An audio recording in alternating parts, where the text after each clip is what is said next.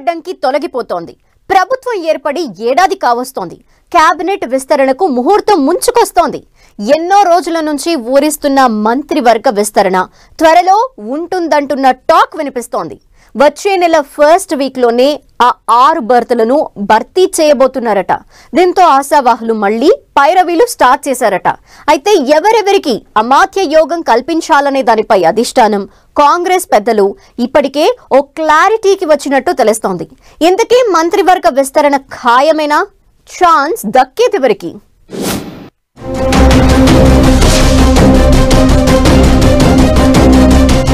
చాలా రోజులుగా వాయిదా పడుతూ వస్తున్న తెలంగాణ కేబినెట్ విస్తరణకు ముహూర్తం ఖరారైనట్లు తెలుస్తోంది.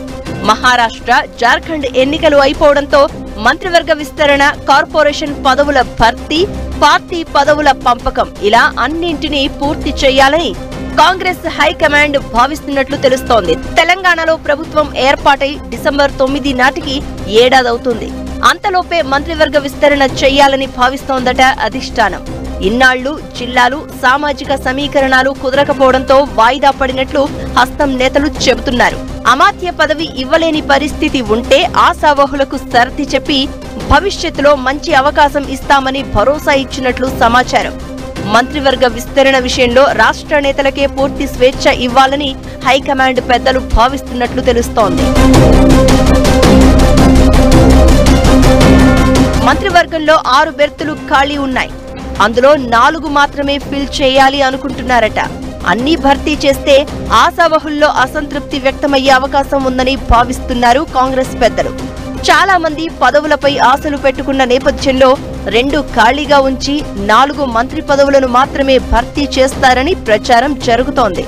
ఇప్పటివరకు మంత్రుల ప్రాతినిధ్యం లేని ఉమ్మడి ఆదిలాబాద్, ఉమ్మడి నిజామాబాద్, హైదరాబాద్, రంగారెడ్డి జిల్లాల నుంచి ఒక్కొక్కరికి బెర్త్ ఖరారు అయినట్లు సమాచారం. మరోవైపు ఉమ్మడి నల్గొండ, ఉమ్మడి మెదక్ నుంచి 2కి అవకాశం ఇస్తారట. ఉమ్మడి రంగారెడ్డి జిల్లా నుంచి మల్రెడ్డి రంగారెడ్డి, పరిగి ఎమ్మెల్యే రామ్మోహన్ రెడ్డి పేర్లు అధిష్టానం పరిశీలనలో ఉన్నాయి అంటున్నారు. ఈ 2లో ఒకరికి మంత్రి పదవి ఖాయమంటున్నారు. ఇక ఉమ్మడి ఆదిలాబాద్ జిల్లాలో ఎమ్మెల్యేలు ప్రేమ్ సాగర్ రావు, గడ్డం వివేకులలో ఒకరికి మంత్రి పదవి దక్కనున్నట్లు తెలుస్తోంది. నిజామాబాద్ జిల్లాలో సుదర్శన్ రెడ్డి పేరు దాదాపు ఖరారు అయినట్లు ప్రచారం జరుగుతోంది. ఉమ్మడి నల్గొండ జిల్లాలో కోమటిరెడ్డి రాజగోపాల్ రెడ్డి, బాలు నాయకులలో ఒకరికి బెర్త్ ఖరారు అయినట్లు సమాచారం. గ్రేటర్ పరిధిలో ఓ ఎమ్మెల్యేకు మంత్రి పదవి ఇవ్వాలనే అంశం తెరపైకి వచ్చినట్లు తెలుస్తోంది.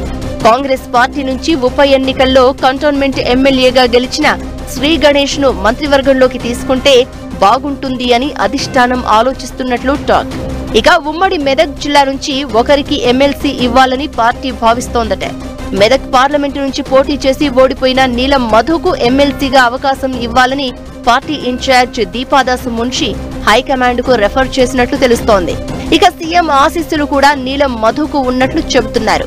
జిల్లాకు ప్రాతినిధ్యం, సామాజిక సమీకరణాల ఈక్వేషన్స్ లో నీలం మధుతో పాటు మహబూబ్ నగర్ జిల్లాకు చెందిన ముదిరాజ్ సామాజిక వర్గం ఎమ్మెల్యే శ్రీహరి ముదిరాజ్ పేర్లు మంత్రి పదవుల రేసులో వినిపిస్తున్నాయి. ఇక ఉమ్మడి మెదక్ జిల్లా నుంచి మైనంపల్లి రోహిత్ రావు పేరు అధిష్టానం పరిశీలనలో ఉన్నట్లు తెలుస్తోంది. మొత్తానికి మంత్రివర్గ విస్తరణ చేసేందుకు రంగం సిద్ధమవుతోంది. ఈ నేపథ్యంలో అమాత్య యోగం దక్కే అదృష్టవంతులు ఎవరు అనేది కాంగ్రెస్ పార్టీలో ఆసక్తికర చర్చ జరుగుతోంది.